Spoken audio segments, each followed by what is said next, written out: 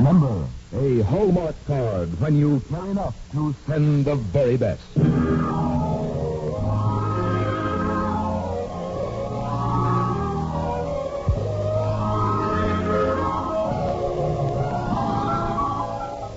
from Hollywood, the makers of Hallmark greeting cards bring you Richard Widmark in Sir Arthur Pinero's The Enchanted Cottage on the Hallmark Playhouse.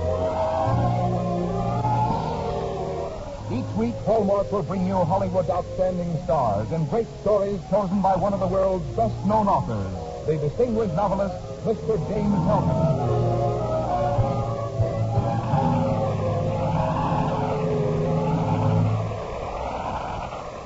Good evening, ladies and gentlemen. This is James Hilton. Tonight on our Hallmark Playhouse, we present our dramatization of a well-known play by one of the world's best-known playwrights, an Englishman, the late Sir Arthur Pinero. The play of his we have chosen for tonight, The Enchanted Cottage, is one of his later works, and has proved deservedly popular since its production just after the First World War. It is a warm-hearted story with a prevailing note both old and true and full of hope. Its portrayal of love as an inner miracle gives it a great tenderness, and perhaps no story has ever more hopefully demonstrated that beauty is in the eyes of the beholder. And since its theme is universal, we have told it as if it were happening in America today. We are fortunate tonight in having secured for the starring role that fine actor Richard Widmark. And now, Frank Goss, have you a word about Hallmark? Hallmark cards have a magic carpet quality about them. They take you visiting, however great the distance, to help celebrate a birthday, an anniversary, bring good wishes on special days, or just any day when you are thinking of someone. There is a quality about Hallmark cards that whispers good taste.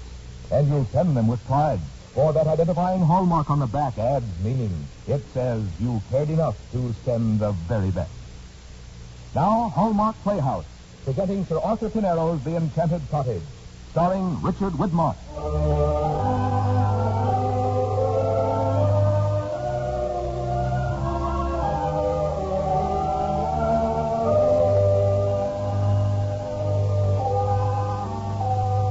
In the year 1800 in California, a very romantic Spanish don built a cottage in a beautiful and secluded glen and reserved it exclusively for honeymooners.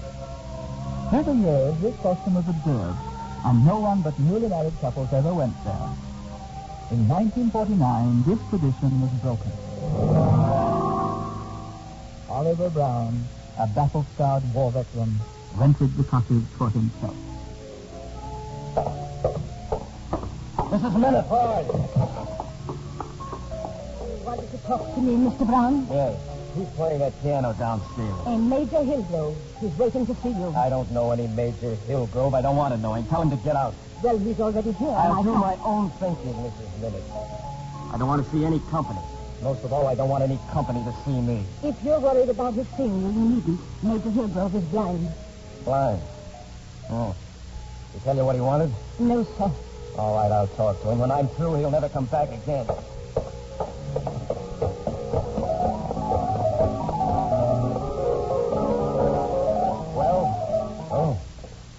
I hope you don't mind my playing the piano. You're Mr. Brown, aren't you? That's right. I'm Hillgrove. I'm vacationing here this summer, and I thought, since you and I are practically neighbors, I'd drop in, say hello. That's very decent of you, but it isn't exactly what I There heard. isn't a house or telephone within 5 miles of here. I thought you must get lonely at times. Major, I've taken this cottage for the purpose of being alone. Sick man. What do I sound like to you? Was it the war? Forget it, will you? I got mine in France. You've got my sympathy. What else is there to say? Which outfit were you with? What difference does it make? I got mine in the neck, part of my face. But it's my head. My head that's killing me. You'll be all right. Don't give me that line. I've heard that routine for the past 3 years. Well, I guess I'll be going. If you'll help me to the door... Major, I'm sorry I was rude. Guess I shouldn't have been beefing out loud. Why not? It helps you. You don't beef, do you? You haven't given me a chance. Major, will you shake hands with me and forgive my bad manners? I think I like you. Thanks. I won't take any more of your time. Mrs. Miller told me that you were expecting company. Yes, my mother. She was here last month. I wish you weren't coming. I look forward to my family visiting me. Perhaps you're feeling just a little too sorry for yourself. No. You don't understand. My mother doesn't have enough imagination to realize that my chief object in life is to avoid those who've known me as I was. Malarkey. Yes, as I was. Healthy, strong, active. Malarkey or not, no words can describe the contempt I have for my shriveled face and shrunken body. Can't look myself in the mirror. It's agony to me. There are days, and this is one of them, when I can't bear it. Life must go on. There are other days. Oh, yes, I've dared to go into town, eat a meal in a restaurant. I've even dared to look into people's faces. One of these days, I might even dare to go to San Francisco and watch a ball game. I used to enjoy playing football. I know how you feel. I used to play football at State. Oh, then you're the Hill Grove. Yes. Well, you were one of the greatest players in the country. You were signed with one of the big pro teams. You had a future. Oh, I wasn't nearly that good. Major, I'm very sorry. Don't be. I'm not. Now, would you take me to the door? Miss Pennington's waiting outside for me. Miss Pennington? Is that Laura Pennington who comes here to help Mrs. Minute once in a while? Yes. My driver's sick with flu, and Miss Pennington was kind enough to drive me here. She's a nice, gentle little thing. Yes, she is. She's a very plain girl, isn't she? Now, how could you know? Instinct. Yes, you're right.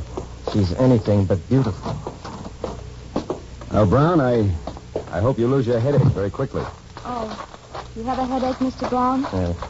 Don't you have a headache powder? It won't help, Miss Pennington. Yes, it will.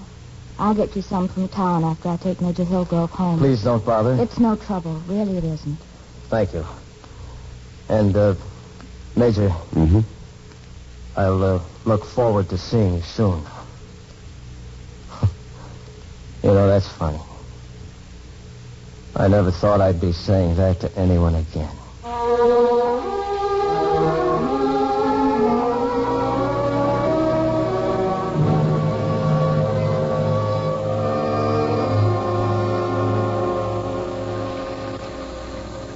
Hello, Mother.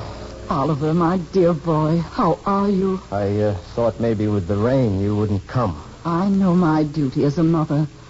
Oh, Oliver, what am I to say to people?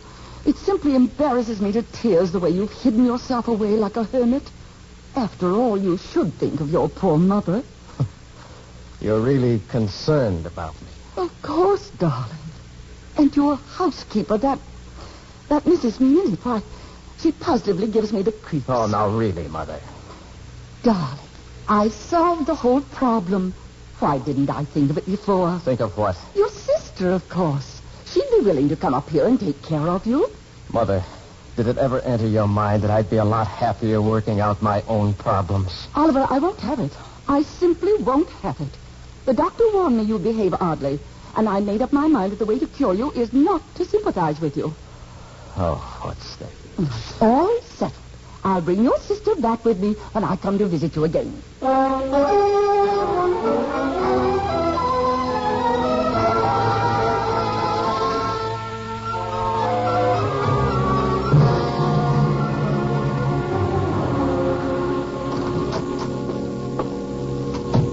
Mr. Brown, Huh? I brought the headache powder. Oh, you really meant what you said about curing my headache. Thank you, Miss Pennington. Take 2 now. In about 4 hours, take 2 more. Yes, sure. Well, I'll be saying goodbye, Miss Pennington. I'm leaving here tonight. Where are you going? I don't know and I don't care. May I ask why? Because people won't let me alone. Oh, I'm sorry. I'll leave. No, it's not you. It's my family. I want them to leave me alone. I want to work out my own problems. I hope you won't be angry with me for offering advice. That you won't think I'm presuming on our slight acquaintance. No, go ahead. Whether you remain in this cottage or go elsewhere, it isn't good for you to live alone. You need companionship, someone to talk to, someone to exchange ideas with you. You know, often during the bad weather we've had, I've pictured you here sitting alone. And Well, I know what it is to be lonely. And I understand. You thought of me? Worried about me? I think I better be going. Please don't go. Well, I have to get home Miss before Pennington, dark. don't be startled at what I'm going to propose to you. Imagine you're thinking about me, worrying about me. No, you wouldn't get on a man's nerves. You're the sort of girl a man could stand. Look, I'm desperately unhappy. Would you give up your apartment and move in here with me? We'd be married first, of course. I don't understand. Please, don't be frightened. I'd be good to you. You wouldn't even know I was around. I have an income enough to take care of us. You know so little of me. I know what I'm doing. But if you want to marry, there must be dozens of smart, pretty girls of your own Pretty kind. girls. It's the pretty girls I haven't the courage to face. Look at me. A hideous casualty for the rest of my life.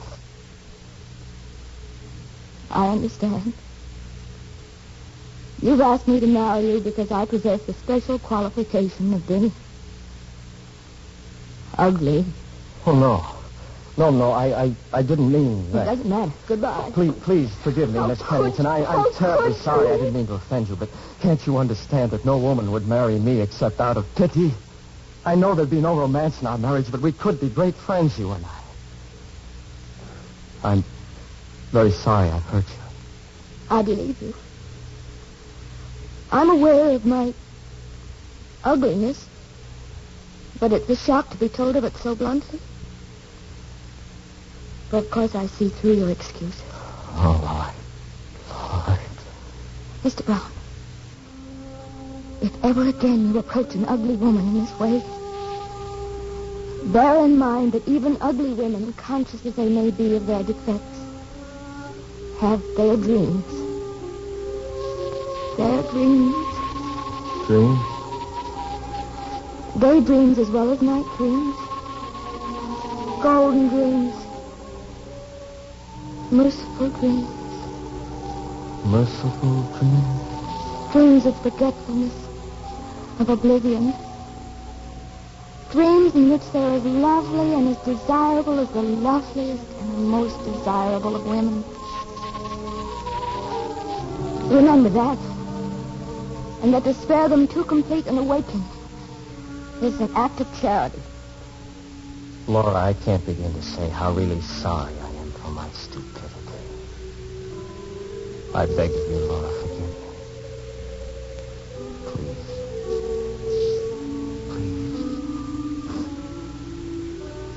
I'm no longer hurt. Laura, Really, I'm not. you're wonderful. How lucky a man would be if you'd marry him. Please, Laura, please. And this time, there are no strings. No excuses. Will you marry me? Yes, Oliver, yes. I'll marry you.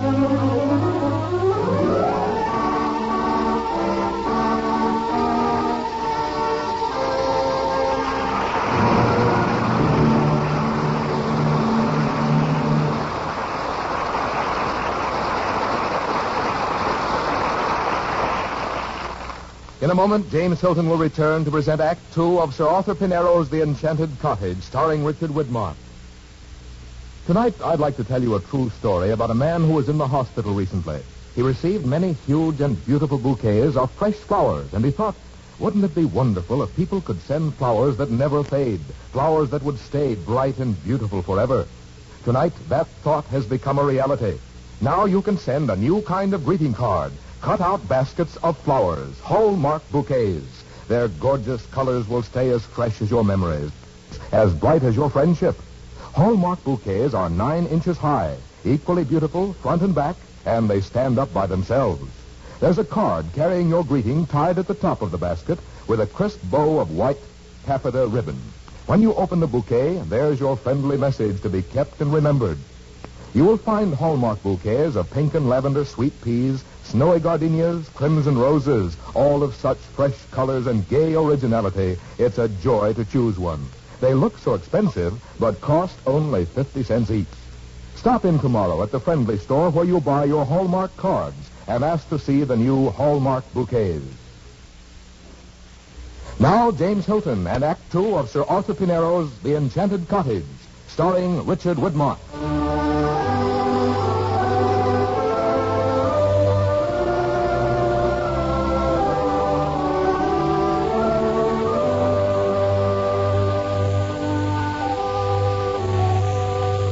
Several weeks later, Laura and Oliver were married in a small church and returned to their honeymoon cottage. Major Hillgrove, who had been out of town at the time of the wedding, returned to find an urgent message from Oliver to hurry over to the cottage. Good evening, Major Hillgrove. Hello, Mrs. Minute. Are Laura and Oliver at home? This way, Major. Thank you. You'll be the first person they've seen, sir, since their marriage, except me. I'm flattered that I'm the first. You know, sir, since their marriage, they don't go out until nighttime. And even then, they wrap themselves up and cover their faces for fear they should meet anybody. Sounds mighty mysterious. I can hardly wait to talk to them. Hello, Major. Are we glad to see you? Hello, you two. I got your letter. Now, what's this all about? Oh, Major, if you could only see it. Major, I don't know how to go about telling you this, except it's fantastic, unbelievable, and yet It's true. You understood from Oliver's letter, didn't you, that something remarkable had happened to us? Well, it wasn't very coherent. Supposing, Oliver, you start at the beginning. it all began 3 weeks ago yesterday, right after we were married. It was storming out as Laura and I reached the pathway leading to the cottage.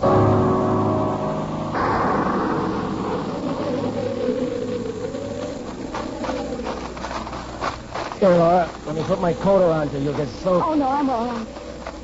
Let's make a run for it. All right.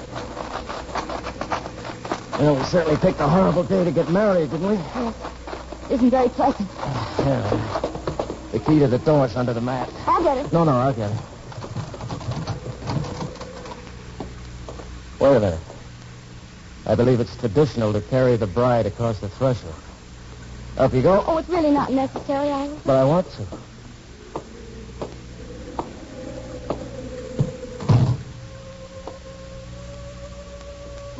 Welcome home, Laura. Thank you, Oliver. Do you realize that we're married and I've never even kissed you? Yes. Well. Oh.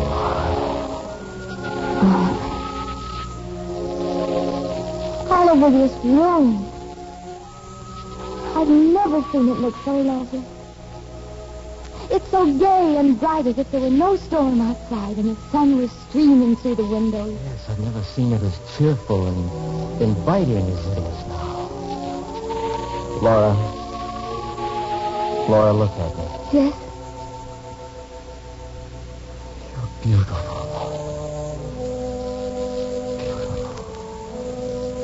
Oliver. The scars on your face. Gone. They've disappeared. It's like a dream. It's almost as if you and I and this cottage were enchanted.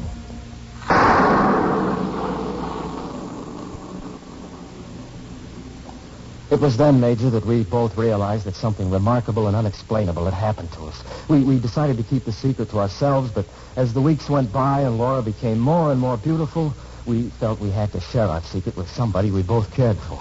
That's why I wrote to you, Major, asking you to come here. Amazing. What's more, it's incredible that our marriage should turn out to be what it is when you stop to think that we only married each other out of, well, mutual consolation. We have so much now, but is it just a dream? Has it really happened? Is it really happening? We're afraid to let people see us for fear that it isn't true. We want you to reassure us. Tell us what you feel. Please. Laura, Oliver, take this gift and enjoy it without question. Accept it humbly as a heaven-sent miracle.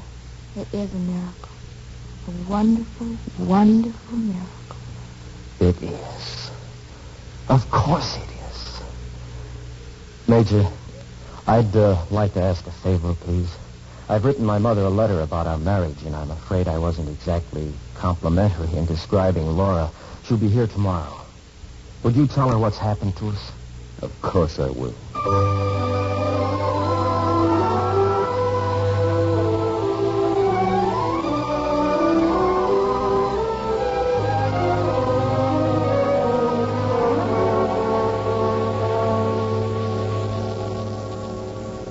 Mrs. Brown, your son has asked me to talk to you. My name is Hillgrove. How do you do? Where is Oliver? Your son and his wife will be along presently. They're dressing. Well, then please tell them I'm here. Mrs. Brown, Oliver and Laura asked me to prepare you for a surprise. Good heavens, what is it? Mrs. Brown, when your son wrote you and described his wife, he wrote truthfully. She was a very plain girl. Was? Picture this, if you will. Your son and his wife entering that door. He, a shattered, unsightly man. And she, a very plain little girl, whose very attraction was her gentle, appealing manner. Really? Almost as soon as they entered this cottage as man and wife, the change, though gradual, began to happen. Change? I don't know if you believe in miracles. Modern miracles. Miracles that may happen to you, to me. Today, tomorrow, that may relieve misfortunes, that may heal the sick, make the lame walk, and the blind see. Your son is no longer what you think he is. When you see him again, you'll see him as he was, as he used to be, without his scars. And his wife, my daughter-in-law? A beautiful young woman, with music in every sound she breathes, and my ears teach me grace in every movement. This is incredible. Mother, we're coming right down. Mrs. Brown, there are so many things I'd like to say to you. However, I'll leave you alone now. Good day. Well, here we are, Mother. Oliver. Hello, Mother. I'm glad you came. This is my wife, Laura. It's so kind of you to come and see us. May I pour you some tea, Mrs. Brown? Thank you, my dear. Oliver. Oh, my darling Oliver. It's wonderful, isn't it, Mother? Major Hillgrove told you how it all happened, didn't he? It must seem unbelievable to you. Oliver, my son. Don't you think you ought to consult a doctor? A doctor? Oh, I'm cured, Mother. I'm a different man. The miracle that's happened to Laura and me has changed everything. You ought to be very happy, Mother. Happy? Yes, of course. There's no need for me to hide anymore. Oh, my poor sweet Oliver. What do you mean, Mother? Nothing, darling. Really nothing. I've got to leave. I'm in a terrible rush. You see, I just dropped in for a moment and, well... Oh, Oliver. Mother, you've never seen Laura before, so you can't judge the difference. But what about me? Oliver, please. Mother, look at me. Tell me. Can't you see any change? Oliver, Laura, goodbye, my dears. Every happiness to you both. I'll write soon, darling. Mother! Mother! Please, darling. Mrs. Minute! Mrs. Minute, come in here! Yes, Mr. Brown. Mrs. Minute, answer me. You've known my wife as Miss Pennington for a long time. Yes, sir. And myself for some months. Yes, sir. Before our marriage, you were thoroughly familiar with our appearance. Yes, sir. Have we changed? Do you see anything different about us? No. No, sir. I don't understand it. I don't understand it. I do, sir. What do you mean? I've watched you both from the start. And I've seen your love grow. And a man and woman in love have a sight that's not granted to other people. Oh, Mr. Brown, keep this love. And you'll never be anything to one another but beautiful. Oliver, if there's a child, is there a chance it will be beautiful? Chance? It's a certainty. If it's a girl, she'll be the loveliest there ever was. And if it's a boy, the strongest that ever breathed. Because of you. Oh, Oliver, dearest, I'm so happy. We thought this cottage was enchanted. But there is no enchantment here except what we feel for each other. I love you, Laura. I will forever.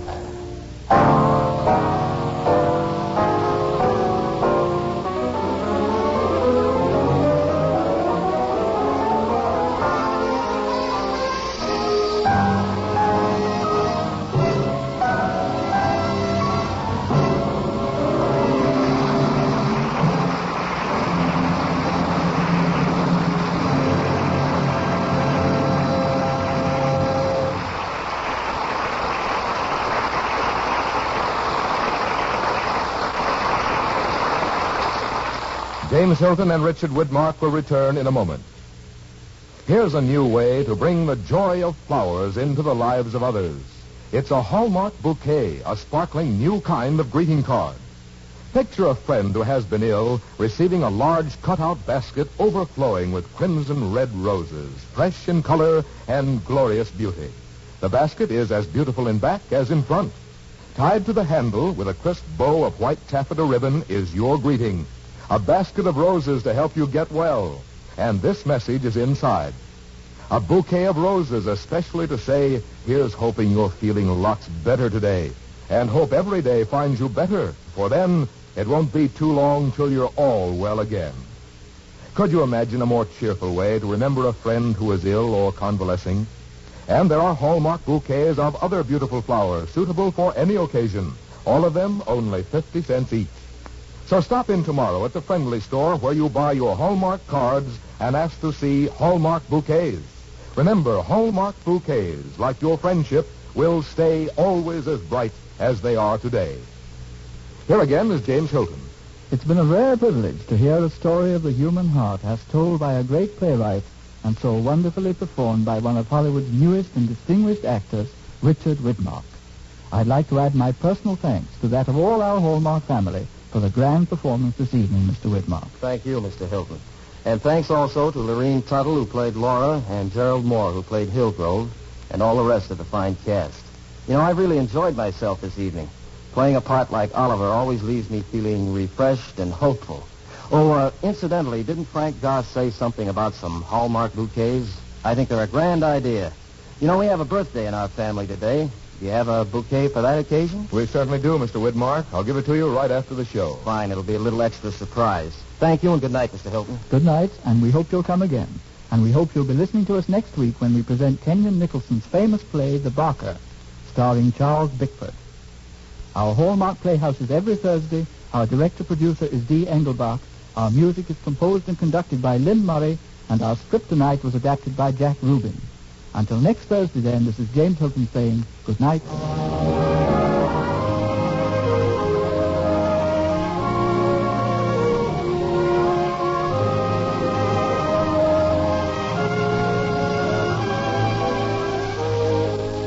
Look for Hallmark cards that are sold only in stores that have been carefully selected to give you expert and friendly service.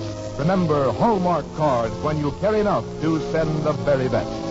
Richard Widmark appeared to the courtesy of 20th Century Fox, producers of The Beautiful Blonde from Bashful Ben, starring Betty Grable. And our play tonight, The Enchanted Cottage, was presented to the courtesy of RKO, producers of The Window. This is Frank Goss saying good night to you all and inviting you next Thursday and every Thursday to tune in 1/2 hour earlier and listen to the adventures of Casey, crime photographer, followed by the Hallmark Playhouse. This is CBS, the Columbia Broadcasting System.